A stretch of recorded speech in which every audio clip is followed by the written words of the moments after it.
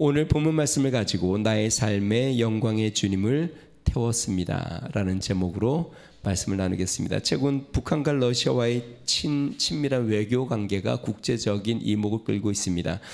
지난 6월 18일과 19일 블라디미르 푸틴 러시아 대통령이 북한 방북을 해왔습니다. 그때 가장 큰 이슈가 됐던 것은 무엇이냐면 북한과 러시아가 군사적인 협력 관계를 위해서 손을 잡는 이렇게 모양새를 띠므로 여러 나라들이 굉장히 우려 섞인 눈으로 보고 있습니다.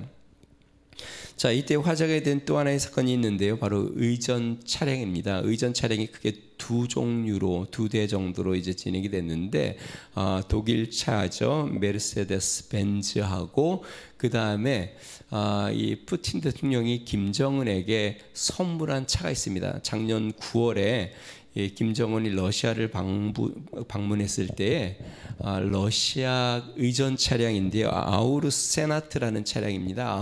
아우루스 세나트를 타고 이제 의전을 했는데 김정은이 너무 감동을 하니까 좋아하니까 이 푸틴 대통령이 그 차량을 올 2월에 한 대 선물을 했습니다. 그래서 이 아우루스 세나트 차량으로 의전을 했는데요. 올해 이제 6월 달에 이번 6월 18일과 19일 날 푸틴 대통령이 방북을 하면서 이 세나트 차를 또 하나 또 선물을 했습니다. 그래서 이 벤츠와 아우루스 세나트 차 이 두 대로 주로 의전을 했는데 특이한 점은 무엇이냐면 이 푸틴 대통령을 태운 이 의전 차량을 김정은이 직접 운전을 하는 호의를 보였다는 거예요. 보통 이제 정상들 회담에서는 운전자가 있고 그 다음에 두 정상이 뒤에 앉거나 이러면서 대화를 주로 하는데 이 김정은이 이 푸틴 대통령을 좀 더 높이고 의전을 하려고 본인이 직접 운전을 해서 안내를 하는 장면도 TV에 나왔습니다. 이 아우루스 세나트 차는요, 그 러시아에서 개발한 차인데 의전용으로 아마 푸틴이 의뢰를 해서 한 것 같아요. 그러니까 어떠한 공격에도 이제 파괴되지 않는 의전 차량을 주문을 해서 개발비만 1,700억이 들었다고 합니다. 개발비만 1,700억. 이 차량의 무게는 7톤. 무슨 장갑차 같죠. 의전 차량인데 무게는 7톤이고요. 지금은 한 11억에 판매된다고 합니다. 그러니까 여러분 차라고 다 같은 차가 아닙니다. 차는 누가 타느냐에 따라서 차의 용도와 가치 그리고 그 쓰임새, 기능 이 모든 것이 다 달라지는 거죠. 제가 중학교에 있을 때요. 그 선교대회를 하는 때 그 강사님을 제가 한 번을 추천해서 모신 적이 있습니다. 제가 미국에 제가 존경하는 은사신데 제가 그 수업도 배웠고 그 다음에 그분 밑에서 목회도 배웠던 그 LA 지금은 이름이 바뀌었더라고요. 새누리 침례교회라고 바뀌었는데 LA 한인 침례교회인데 이전에는 김동명 목사님이라고 그 와이프 되시는 분은 여러분들이 잘 알 거예요. 안희숙 사모님. 안희숙 사모님, 김동명 목사님 부부신데요. 그분들이 개척한 교회 그 다음 목사님이 그 박성근 목사님이라는 분인데 그분이 계실 때 이제 제가 거기서 이제 사역을 같이 그 밑에서 배웠는데요. 그분을 이제 초대를 한 적이 있습니다. 그래서 선교대 중앙교회 강사로 오셔서 말씀을 전한 적이 있는데요. 제가 존경하고 또 제가 추천한 분이니까 신경이 많이 쓰이더라고요. 숙소, 식사, 방문하실 곳, 의전 차량 뭐 이런 것들이 신경이 많이 쓰여요. 결국 이제 제가 그분을 이제 참 존경하고 그래서 제 차로 직접 모시기로 했습니다. 그래도 참 다행인 것은 그 당시에 제가 차를 새로 뽑은 지가 얼마 안 된 거의 아직 냄새가 새차 냄새가 가시지 않은 차는 좋은 차는 아니지만 그래도 차는 그래도 다른 사람을 아직 모셔보지 않은 그런 차로 모셔서 얼마나 감사했는지 그러니까 저도 영광이었고 그 차도 이제 지금은 폐차를 해서 지금 새로운 차를 뽑았지만 그 차가 있는 동안 가장 영광스러웠던 기간 그 기간이 아니었나 생각이 듭니다. 오늘 본문은 하나님의 언약궤가 이스라엘로 돌아오는 장면인데요. 이 영광스러운 일에 쓰임받는 존재가 나오는데 아이러니하게도 두 암소입니다. 새끼를 낳은 지 얼마 안 되어서 아직도 젖이 나오는, 그러니까 아직 새끼에게 젖을 물리고 있고 젖을 물려야 하는 이 암소가 하나님의 언약궤를 메고 이스라엘로 돌아옵니다. 여러분, 이 언약궤를 블레셋에서 빼앗길 때 이스라엘 백성들이 이렇게 얘기했습니다. 하나님의 영광이 떠났다. 이가봇. 이것 때문에 충격을 받아 엘리도 목이 부러지고 죽었고 그의 며느리도 죽었고 이스라엘 백성들이 충격에 휩싸였는데, 이 언약궤가 다시 이스라엘로 돌아오는 이 사건, 여기에 두 암소, 점나는 두 암소가 언약궤를 메고 이스라엘로 돌아옵니다. 블레셋 사람들은 송아지를요 마구간에 메어두고 이 암소에게 수레를 매게 합니다. 수레에 언약궤와 그 다음에 그들이 바칠 예물 상자를 옆에다 두고 몰고 옵니다. 9절과 10절 같이 한번 읽어보겠습니다. 죄송합니다. 10절이네요. 같이 한번 읽어보겠습니다. 시작. 그 사람들이 그같이 하여 젖나는 소들을 끌어다가 수레를 메우고 송아지들을 집에 가두고, 그 다음에 11절이요.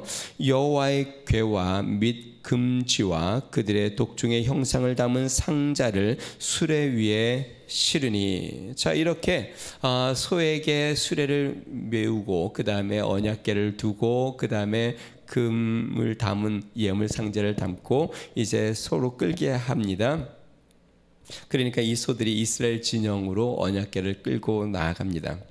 여러분, 일반적인 소는요 농경사회에 아주 유용한 가축입니다. 보통 소의 코에 콧뚜레를 하고 어깨에 쟁기를 매거나 수레를 매어 밭을 갈거나 짐을 옮기는 데 사용합니다. 그런데 오늘 본문의 이 암소들은 언약궤에 짐을 옮기는 게 아니라, 밭을 가는 게 아니라 무엇을 해요?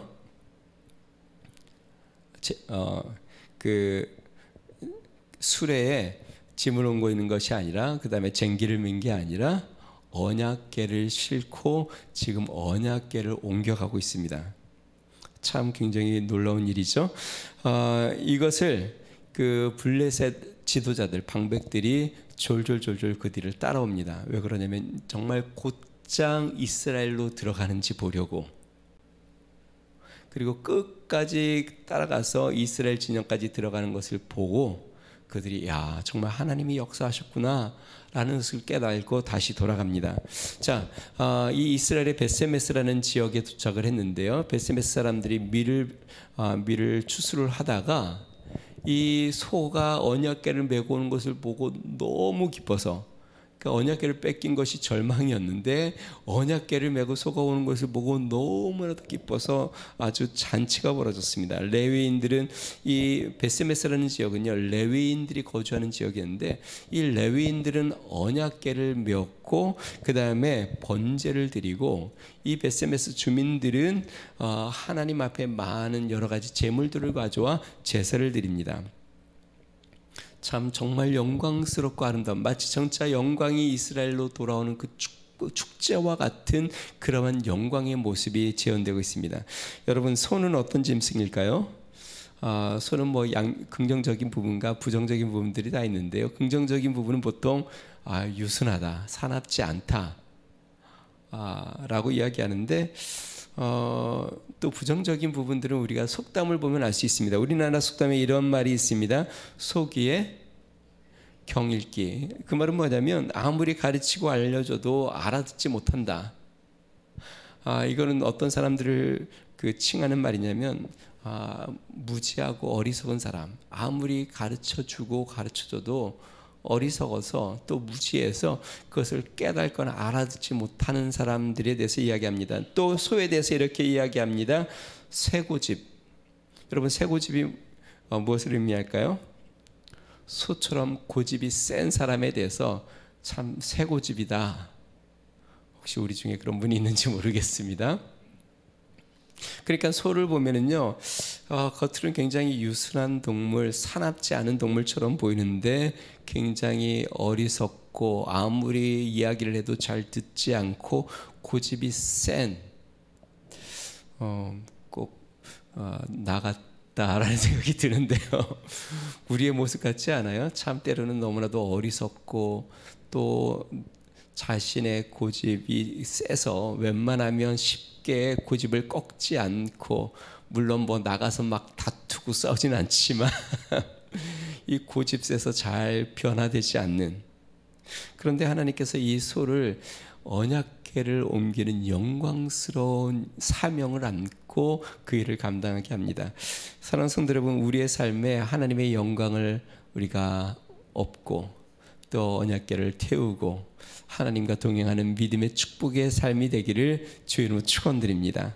자, 그러면 우리의 삶에 영광스러운 주님을 모시기 위해 우리는 무엇을 기억해야 될까요? 오늘은 네 가지를 살펴보겠습니다. 첫 번째는요, 우리의 삶에 주님만 모시고 가야 한다는 것입니다. 성경에 보면은요, 주님을 태운 짐승이 나옵니다.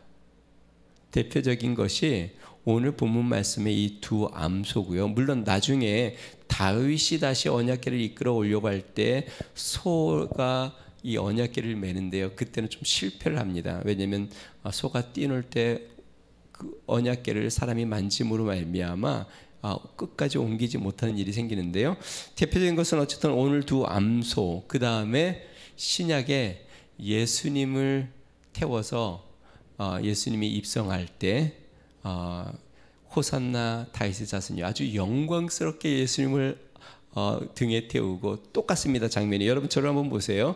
지금의 두 암소가 도착하니까 이 베스메스 사람들이 막 기뻐하며 잔치를 베푸는데, 신약의 예수님이 예루살렘에 입성할 때 나귀를 타고 가니까 사람들이 종려가지를 막 흔들고 그 다음에 겉옷을 깔고 호산나 다윗의 자손이여 하며 막 외쳤던 장면들 기억나세요?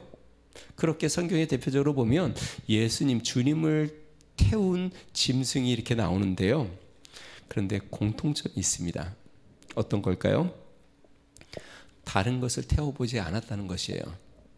누가복음 19장 30절에요, 예수님께서 제자들에게 이렇게 말씀하십니다. 이르시되 너희는 맞은편 마을로 가서 그리로 들어가면 아직 아무도 타보지 않은 나귀 새끼가 메어 있는 것을 보리니 풀어 끌어오라. 아직 아무도 타보지 않은 나귀 새끼를 끌어와라. 자, 그러니까 주인이 이 상황을 보고 이렇게 이야기합니다. 누가복음 19장 33절에서 35절 그 뒤에 보면은요, 나귀 새끼를 풀 때에 그 임자들이 이르되 어찌하여 나귀 새끼를 푸느냐 대답하되 주께서 쓰시겠다 하고, 그것을 예수님께로 끌고 와서 자기들의 겉옷을 나귀 새끼 위에 걸쳐놓고 예수를 태우니 주가 쓰시겠다. 그러니까 여태까지 아무도 타보지 않은 나귀 새끼를 끌고 주님이 타시도록 했습니다. 자, 그런데 오늘 본문의 암소는 어떤 암소들인가요? 이 블레셋의 제사장들이 암소를 택하라 그랬는데, 암소 2마리를 택하라 그랬는데 조건이 있었습니다. 젖나는 암소였고 또 하나 조건이 또 하나 있었습니다. 무엇이었을까요? 그 사무엘상 6장 7절에 이렇게 이야기합니다. 그러므로 새 수레를 하나 만들고 멍에를 메어보지 아니한 젖나는 소 2마리를 끌어다가, 멍에를 메어보지 않은 젖나는 소.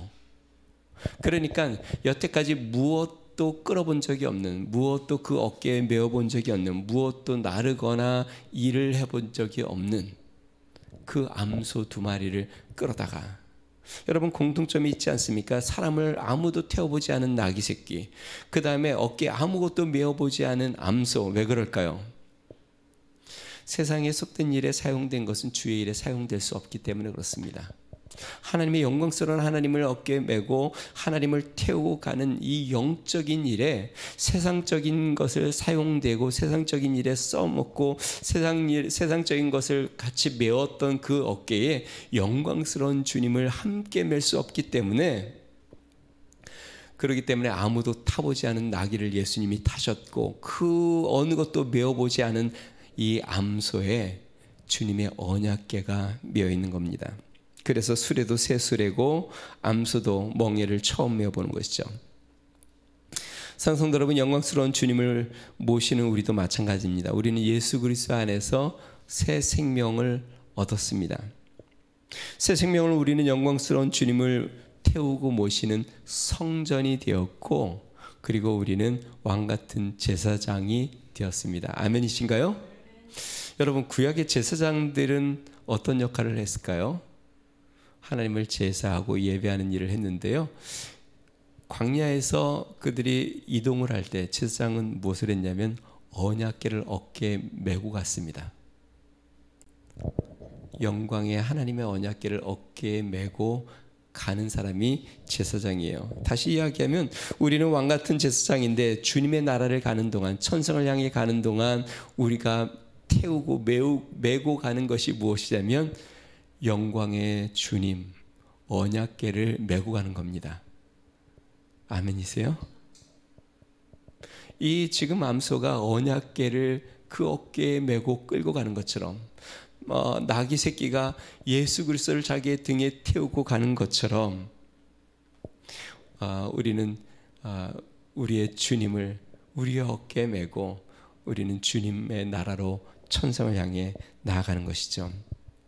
그러니까 여러분, 우리는 우리의 삶에, 우리의 마음의 보좌에 아무거나 앉게 하면 안 됩니다. 아무거나 거기에 앉혀서 가면 안 되는 것이죠. 한 번은 제가 그 차를 타는 문제로 저희 아내에게 야단을 좀 맞은 적이 있는데요. 그 어떤 여자 집사님이랑 이동할 일이 좀 있었어요.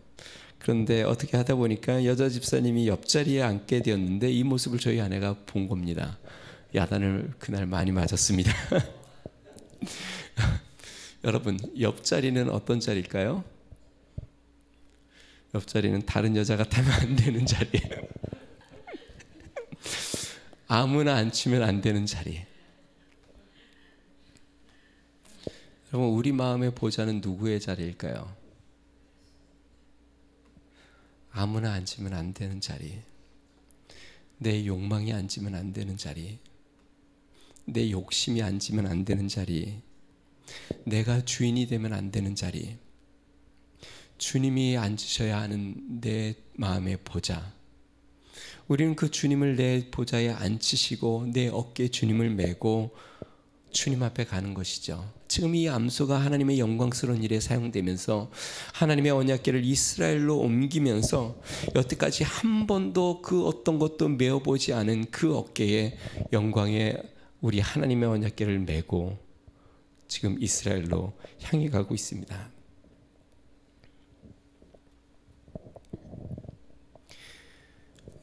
우리의 마음의 중심에 우리의 하나님을 우리가 모시고 주님을 따라 나아가는 믿음의 성도들 되기를 주님으로 축원드립니다. 사랑하는 성도 여러분, 여러분의 마음의 중심에는 무엇이 있어요? 매일매일 여러분은 무엇을 메고 살아가고 있어요? 내 사업, 나의 자녀, 물질, 세상에서의 좀 명예, 세상의 것을 함께 매지 말고 오직 우리 주님을 메고 우리의 보좌에 주님을 앉히시고 주님을 우리가 어깨에 메고 주님 앞에 나아가는 믿음의 성도들 되기를 주님으로 축원드립니다. 두 번째 우리가 기억해야 될 것은 영광의 주님을 태운 우리는 세상의 정에 얽매이지 말아야 합니다. 블레셋 사람들은 이 젖먹이는 소들의 성향을 너무나도 잘 알죠. 그러면 이제 송아지를 낳았고 젖을 먹이니까 송아지를 떼어놓을 수 없는 것을 너무나도 잘 알았습니다. 그런데 그 송아지를 떼어놓습니다. 본능적으로 떨어지지 않으려고 하겠죠. 이건 너무나도 당연합니다. 본능이니까. 새끼들도 마찬가지입니다. 젖먹이는 어미랑 떨어지지 않으려고 발버둥 치겠죠. 그래서 어떻게 합니까? 새끼를 집에 묶어둡니다. 그리고 두 송아지를 끌고 옵니다. 그리고 그 어깨에 언약궤를 매게 하니까 이스라엘을 향하여 나아가는데 어떻게 나아가냐면, 여러분 오늘 본문 말씀 볼까요? 12절 말씀 같이 한번 읽어봅니다. 시작. 암소가 베세메스 길로 바로 행하여 대로로 가며 갈 때에 울고 좌우로 치우치지 아니하였고 블레셋 백성들은 베세메스 경계선까지 따라가니라. 이 암소가 이스라엘의 진영 베세메스 길로 가는데 바로 행하고 대로로 행하고 그 다음에 울고 좌우로 치우치지 않습니다. 얼마나 이 새끼를 떼어놓고 가는 길이 무엇이겠습니까? 그런데 참 놀라운 것은 이 두 암소가 같이 발을 맞추어 이스라엘 베스메스로 향하는데 돌아가지 않습니다. 옆으로 치우치지도 않습니다. 좌로나 우로나 치우치지 않고 바로 이스라엘을 향하여 나아가고 있습니다. 여러분, 우리의 삶에 영광스러운 주님을 태우고 가는 길에 방해물들이 몇 가지가 있습니다. 아까 부분에 이야기한 것처럼 세상의 욕망과 욕심, 또 세상의 재물과 영광, 또 세상의 즐거움과 쾌락. 자, 그런데요, 또 하나 더 있습니다. 그것은 바로 인간적인 정. 여러분, 이 중에서 가장 합리적인 유혹, 그건 무엇일까요? 이거는 죄 같지 않게 가장 합리적으로 우리에게 찾아오는 유혹, 그것은 인간적인 정입니다. 이건 매우 합리적이고 인간적인 도리처럼 여겨져서 쉽게 떨쳐버리기가 어렵습니다. 베드로가 그랬습니다. 예수님이 이제 십자가를 지신다고 말씀하시니까 그럴 수 없습니다. 내가 그렇게 두지 않겠습니다. 그때 예수님이 뭐라고 이야기할까요? 마태복음 16장 23절, 예수께서 돌이키시며 베드로에게 이르시되 사탄아 내 뒤로 물러가라. 너는 나를 넘어지게 하는 자로다. 내가 하나님의 일을 생각하지 아니하고 도리어 사람의 일을 생각하는도다 하시고, 이러한 일로 사단이 사람을 넘어뜨리게 한다. 예수님도 유혹이 될 정도만큼 그게 무엇이냐면 인간적인 정. 그건 뭐냐면 사람의 일. 예수님이 두 개를 비교합니다. 하나님의 일과 사람의 일. 하나님의 일을 생각하지 않고 사람의 일을 생각한다. 그러니까 하나님이 갖고 계신 하나님의 놀라운 계획이 아니라 자신이 인간적으로 예수님을 사랑하는 그 사랑에 이끌려 예수님 그럴 수 없습니다 라고 이야기했다는 것이죠. 성도 여러분, 영광스러운 주님을 모시는 일에는 정에 매이지 않는 삶이 필요합니다. 예수님께서 이거에 대해서 명확히 얘기했습니다. 누가복음 14장 26절 27절, 무릇 내게 오는 자는 자기 부모와 처자와 형제와 자매와 더욱이 자기 목숨까지 미워하지 아니하면 능히 내 제자가 되지 못하고. 여러분, 이걸 본으로 보이신 분이 계십니다. 하나님 아버지십니다. 자기 아들을 내어주신 것. 우리가 이렇게 비난할 수 있잖아요. 야, 어떻게 자녀를 돌보지 않고 주님을 따른다고 하나. 선교사로 나가거나 목회를 하면 야, 이 자녀의 삶은 전혀 고려하지 않고 그들이 받을 고난이나 어려움이나 그들이 정말 겪을 많은 힘든 일들을 생각지 않고 어떻게 부모가 저런 결정을 내냐, 그게 성경적인가? 라고 이야기할 수 있는데, 그러면 이렇게 이야기할 수 있겠죠. 예수님을 내어주신 하나님이 불의하신가? 나를 살리기 위해서 그 아들을 부르짖는 그 아들의 외침을 외면하며 십자가에 내어주신 우리 하나님은 불의하신가? 아니죠. 하나님의 더 크고 놀라운 사랑이죠. 예전에 우리 선배들은 자녀나 가정의 경제 문제로 신앙을 머뭇거리지 않았습니다. 사명을 쫓아나갔죠. 그런데 요즘은 주님에 따르는 것보다 정에 얽매이는 경우가 많습니다. 그 신앙이 조금 성장을 하면은요, 이제 자신의 욕심을 조금 내려놓고 세상의 영광도 좀 내려놓고 좀 이제 세상의 욕망과 욕심, 세상의 영광을 좀 내려놓고 살 수 있습니다. 그런데 그렇게 조금 성장하신 분도 자신의 욕심을 위해서 살지는 않지만 자녀에 매여 살고, 자신의 성공을 추구하지는 않지만 가정의 평안에 자신의 평생을 바치고 부모 형제를 돌보는 일에 평생 매여 사는 분들이 많이 계십니다. 여러분, 안타까운 일입니다. 자, 그러면 사명을 우선시하는 것이 무책임한 것일까? 정말 그럴까요? 주님을 섬기는 것을 우선시하는 것은 무책임한 것이 아니라 그것은 참 믿음입니다. 어떤 믿음일까요? 먼저 주님의 나라와 의를 구하면 이 모든 것을 더하시는 하나님의 역사를 믿는 참 믿음. 하나님은 살아 역사하여 모든 것을 합력하여 선을 이루시는 분임을 믿는 참 믿음.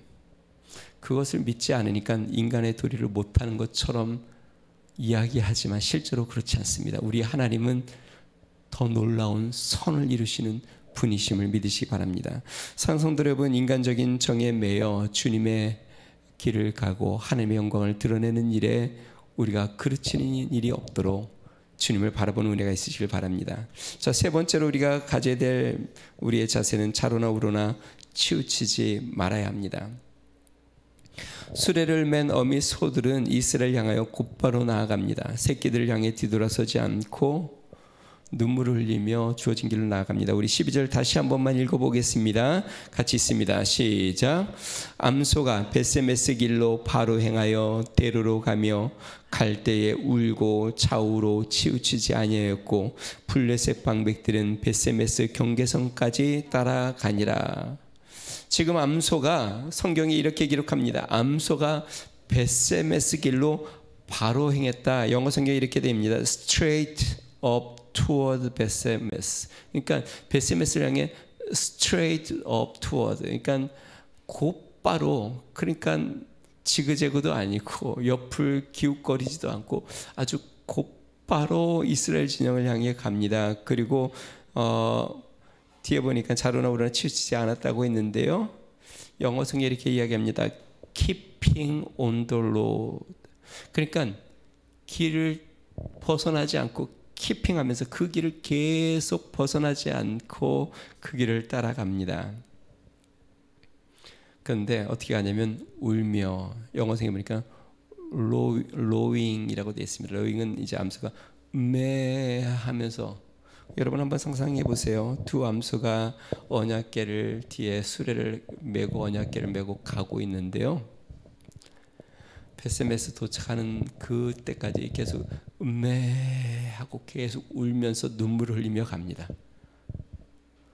계속 울면서 근데 발은 그 길을 떠나지 않고 그 길을 곧장 가고 있습니다. 참 놀랍죠. 한낱 짐승인 소들이, 그것도 새끼의 젖을 먹이는 암소들이 이 하나님의 영광을 메고 가는 그 길을 뒤돌아보지 않고 눈물을 흘리며 울면서 그 길을 계속 걸어갑니다. 예수님께서 그런 말씀을 하셨죠. 내가 곧 길이요 진리요 생명이요. 우리는 주님의 영광의 길을 가면서 이 주님의 길을 가는 것이죠. 때로 눈물을 흘릴 때도 있고, 때로는 마음에 무거움이 있을 수도 있고, 때로는 힘든 시간들을 갖고 있을 수도 있죠. 그러나 그 길을 떠나지 않고 그 길을 계속하는 겁니다. 영광스러운 믿음의 길은 좌로나 우로나 치우치지 않고 걸어야 합니다. 누가복음 9장 62절에 예수님이 이렇게 이야기합니다. 예수께서 이르시되 손에 쟁기를 잡고 뒤를 돌아보는 자는 하나님 나라에 합당하지 아니하니라. 빌립보서 3장 13절 14절 바울은 이렇게 이야기합니다. 형제들아, 나는 아직 내가 잡은 줄로 여기지 아니하고 오직 한 일, 즉 뒤에 있는 것은 잊어버리고 앞에 있는 것을 잡으려고 표대를 향하여 그리스도 예수 안에서 하나님이 위에서 부르신 부름의 상을 위하여 달려가노라. 주님이 부르신 그 부름의 상을 위하여 표대를 향하여 달려간다. 성도들 여러분, 우리가 주님 앞에 가는 우리가 영광을 메고 가는 이 길에 좌로나 우로나 치우치지 않고 주님의 길로 가기를 주님으로 축원드립니다. 세상에 기웃거리지 말고 또 세상으로 돌아가지 말고 내가 곧 길이라고 말씀하신 그 주님의 길을 따라 우리가 한 걸음 한 걸음 나아가 영광스러운 주님 앞에 나아가는 놀라운 은혜가 여러분 삶 가운데 있으시기를 주님 축원드립니다. 마지막 네 번째로요, 우리가 영광의 주님을 태우고 가는 이 길은 자신의 전부를 들여 감당해야 합니다. 여러분, 그러면 이 새끼를 띄워놓은 이 암소들의 결말은 어떻게 됐을까요? 다시 이제 언약궤를 이 베세메스로 옮긴 다음에 블레셋으로 돌아가서 자신의 송아지를 만나고 이제 젖을 먹이고 평안하게 살게 되었을까요? 안타깝게 그렇지는 않습니다. 이 암소들이 하나님의 법궤를 이스라엘 진영으로 끌어갑니다. 이에 이스라엘 법궤를 본 이스라엘이 기쁨으로 환호를 하고요. 그리고 이제 그들이 그 암소를 끌어다가 그 수레를 장작을 펴서 그 장작 위에 이 두 송아지를 잡아 하나님 앞에 번제로 올려드립니다. 우리 13절에서 16절 말씀 같이 한번 읽어볼까요? 같이 있습니다. 시작. 베세메스 사람들이 골짜기에서 밀을 베다가 눈을 들어 궤를 보고 그 본 것을 기뻐하더니 수레가 베세메스 사람 여호수아의 밭 큰 돌 있는 곳에 이르러 선지라.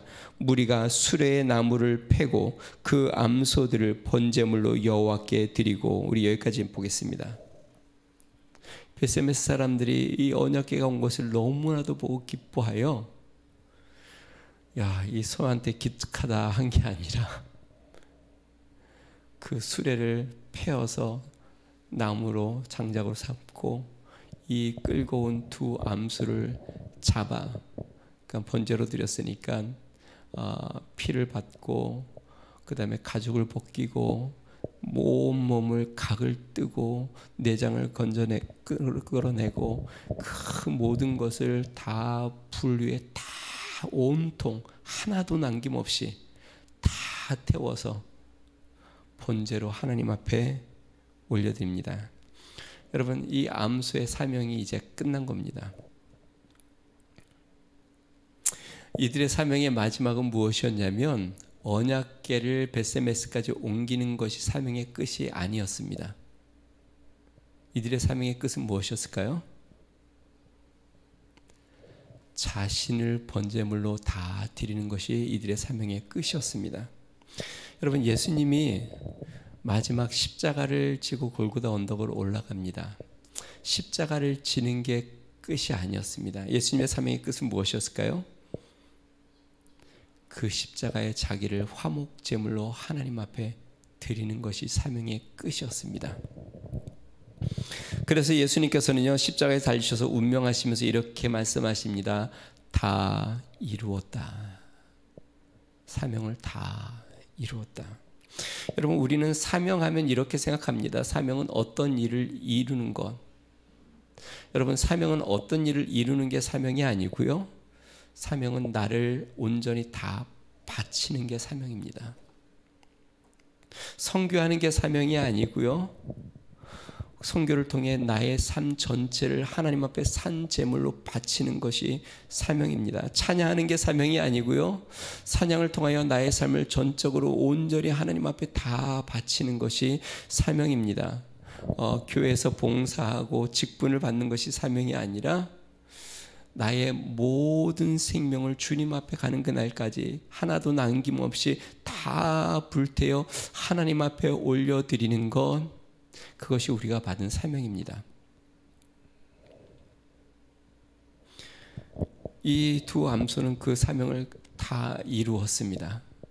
하나님의 영광의 언약궤를 메어 이스라엘로 옮겼을 뿐만 아니라 이제는 자신이 번제물이 되어 하나님 앞에 불태워져 하나님 앞에 영광스럽게 올려지는 향기가 되어 하나님이 받으시는 예물이 되어 자신을 드려 하나님 앞에 영광을 올려드린 그 사명을 다 이룬 것이죠.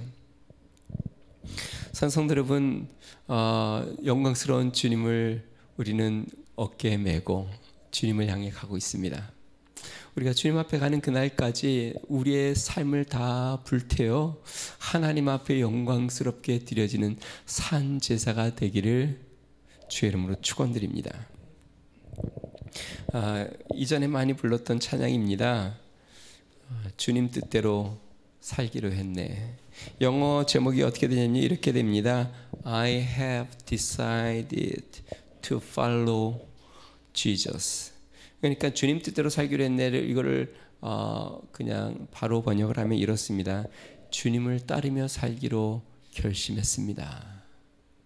나는 이제 주님을 따르며 살기로 결심했습니다. 이 곡은요, 인도의 선교사 썬다 싱이 가사를 적었고 인도 민요에 음을 맞춘 겁니다. 이 썬다 싱은 부유한 힌두교 가정에서 태어났습니다. 14살 되던 해 그가 그렇게 사랑하던 어머니가 죽게 됩니다. 이때부터 이 썬다 싱이 곁길로 나가기 시작합니다. 굉장히 반항적인 삶을 사는데요. 당시에 그가 다니던 학교는 미국 장로교 성교회가 운영하는 그런 학교였습니다. 이 썬다 싱이 얼마나 삐뚤어져 나갔는지 사람들이 다 보고 친구들이 보는 앞에서 성경책을 막 찢고 불태우고 이 기독교에 대한 적대감을 가득 드러냈습니다. 자, 그러다가 16세 되던 어느 날 그 마음이 너무 괴롭고 고통스러워 그가 이렇게 외칩니다. 신이 있다면 제게 올바른 길을 보여주세요. 그렇지 않으면 저는 자살하겠습니다. 그렇게 그는 새벽 3시에 부르짖기 시작했습니다. 그리고 그가 마음속에 결심한 건 이제 새벽 5시 그때까지 만약에 내가 해답을 얻지 못하면, 만약에 신에게 내가 해답을 얻지 않으면 아직 어두울 때 기차 철로 위에 내 머리를 얹고 내가 자살해야지 하고 다짐하고 그렇게 막 부르짖고 있었는데 새벽 4시 30분쯤 빛 가운데 예수 그리스도의 형상을 보게 됩니다. 그리고 자기 말씀하시는 주님의 음성을 듣습니다. 주님이 이렇게 말씀하십니다. 언제까지 내가 나를 핍박하겠느냐? 나는 너를 구원하러 왔다. 너는 올바른 길을 구하면서 왜 그 길을 취하지 않느냐? 그렇게 예수님을 만난 이 썬다생이 그 기독교에 대해서 반감을 갖고 또 그렇게 핍박을 했던 그가 이제는 예수님을 전하며 그 인도에서 사람들에게 이제 핍박을 받는 사람으로 변하게 됩니다. 그의 이름은 인도 전역에 알려졌고 많은 사람들이 그의 복음으로 말미암아 감동하기 시작합니다. 그리고 1929년 40세가 되던 해에 이 썬다싱은 티벳으로 선교를 떠나서 실종이 됩니다. 눈 속에 죽었다고 하는 사람들도 있고 순교를 당했다는 사람도 있고 명확한 이유는 알지 못하지만 16세에 예수를 만난 이 썬다싱은 마치 사도 바울이 다메섹에서 예수님을 만나고 그의 인생의 나머지의 삶을 그리스도의 복음을 증거하며 주님을 따라가며 그의 삶을 산 것처럼, 그러면서 그는 복음을 증거하다가 주님 앞에 간 것이죠. 그가 아까 이야기한 작산 찬양, 주님 뜻대로 살기로 했네, 주님 뜻대로 살기로 했네, 주님 뜻대로 살기로 했네, 뒤돌아서지 않겠네. I have decided to follow Jesus. I have decided to follow Jesus. I have decided to follow Jesus. No turning back. No turning back. 뒤돌아서지 않으리. Though no one go with me, I still will follow. 비록 나와 함께 가는 사람은 없지만 나는 그분을 따라가리. No turning back. No turning back. 돌아가지 않으리. 돌아가지 않으리. The world behind me, the cross before me. 세상은 나의 뒤로 하고 나는 이제 주님을 나의 앞에 모시고 갑니다. No turning back. No turning back. 이 암소가 송아지를 뒤로 하고 눈물을 흘리며 영광스러운 주님을 메고 나아가듯 성도 여러분, 주님의 뜻대로 살며 뒤돌아서지 아니하고 주님 앞에 나아가 주님과 동행하는 평생 주님의 은혜 가운데 나아가는 성도들 되기를 주님 축원합니다. 우리 같이 한번 찬양을 해보겠는데요. 주님 뜻대로 살기로 했네. 우리 가슴에 손을 얹고 한번 우리 같이 한번 찬양해 보겠습니다.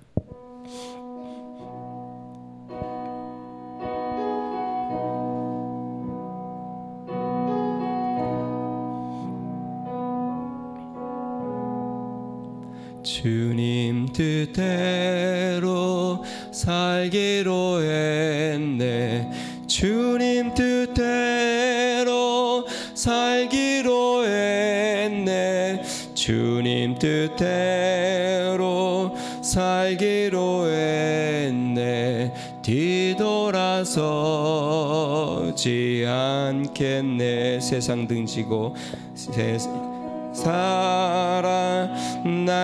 이 세상 사람 날 몰라줘도 이 세상 사람 날 몰라줘도 이 세상 사람 날 몰라줘도 뒤돌아서지. 세상 등지고 십자가 보내. 세상 등지고 십자가 보내. 세상 등지고 십자가 보내. 세상 등지고 십자가 보내. 뒤돌아서지 않겠네. 우리 같이 한번 기도하겠습니다. 오늘 성경에 하나님의 언약궤를 메고 가는 두 암소를 봅니다. 자신의 송아지를 떼어놓고 눈물을 흘리며 이스라엘을 향해 그 언약궤를 메고 곧바로 나아가는, 뒤로 돌아보지 아니하고 뒤돌아서지 않는, 우리는 하나님을 메고 주님의 천성을 향해 나아갑니다. 하나님, 뒤돌아서지 않게 하여 주시옵소서. 하나님, 주의 영광을 위하여 주님을 바라보고 믿음의 길을 한 걸음 한 걸음 뚜벅뚜벅 나아가는 믿음의 성도가 되게 해달라고 우리 같이 한번 기도하겠습니다. 좋으신 하나님 아버지, 감사합니다. 하나님 아버지, 주님, 오늘 벳세메스로 향하는 하나님 두 암소를 보았습니다. 하나님께서 하나님 그 소들에게 감동을 주사 하나님 눈물을 흘리지만 차로나 우로나 치우치지 아니하고 이스라엘을 향하여 곧바로 한 걸음 한 걸음 뚜벅뚜벅 울면서 나아가는 하나님, 끝내 하나님 그 나무 위에 하나님 제물이 되어 하나님 앞에 자신의 온몸을 불태워 하나님 앞에 드려지는 하나님 모습을 봅니다. 능하신 하나님 아버지, 주님 천성을 향해 가는 우리도 하나님 아버지 주를 향하여 하나님 믿음의 길을 걷게 하여 주시고, 하나님 우리의 삶을 온전히 산제물로 불태워 하나님 아버지 주님 앞에 드려지는 산제물이 되도록 주여 은혜를 더하여 주시옵소서. 하나님, 우리 보좌에 오직 주님을 태우고 하나님 주님을 모시고 주님과 동행하는 우리의 삶이 되도록 주여 역사하여 주시옵소서. 능하신 하나님, 영광스러운 주님을 우리가 모셨사오니 능하신 하나님 아버지, 그 영광스러운 주님 앞에 하나님 아버지 우리의 생명도 아끼지 아니하고 하나님 아버지 기쁨과 즐거움으로 삶을 드려 우리 하나님을 섬기는 놀라운 은혜와 축복이 우리 가운데 있도록 복의 복을 더하여 주시옵소서. 존귀하신 하나님 아버지, 주님, 예수님을 믿는다고 하지만 하나님, 많은 사람들이 세상으로 돌아가고 또 세상으로 하나님 아버지 곁눈질하며 하나님 아버지 보좌에 하나님 세상의 영광을 품고 나아가고 하나님 전심으로 주님을 드리지 못하는 하나님 모습이 많이 있습니다. 능하신 하나님, 주님, 우리는 주님 앞에 우리의 삶을 드려 주님의 길을 가도록 긍휼과 은혜를 더하여 주시옵소서. 하나님 아버지, 주님, 암소가 하나님 아버지 끝까지 그 길을 가며 하나님 마지막 자신이 산 제물이 되어 하나님 앞에 올려 사명을 이루는 것처럼 능하신 하나님 아버지, 주님 천성을 향해 가는 우리의 이 길이 하나님 아버지 우리의 삶을 산 제물로 주님 앞에 온전히 드려 하나님 앞에 영광의 제물이 되도록 주여 은혜를 더하여 주시옵소서. 하나님 아버지, 주님이 우리의 삶을 통하여 기쁨을 얻고 하나님의 주의 영광을 나타내는 삶 되도록 은혜를 베풀어 주시옵소서. 이제는 우리 주 예수 그리스도의 은혜와 하나님 아버지 무한하신 사랑과 성령님의 감동 감화 내주 충만케 하신 은총이 영광의 주님을 우리의 어깨에 메고 천성을 향하여 가는 성도들의 그 중심에 하나님을 모시고 자신을 산제물로 드려 주님을 영화롭게 하기를 소망하는 믿음의 성도와 가정 몸된 교회 위에 이제로부터 영원토록 함께 하시기를 간절히 축원하옵나이다. 아멘.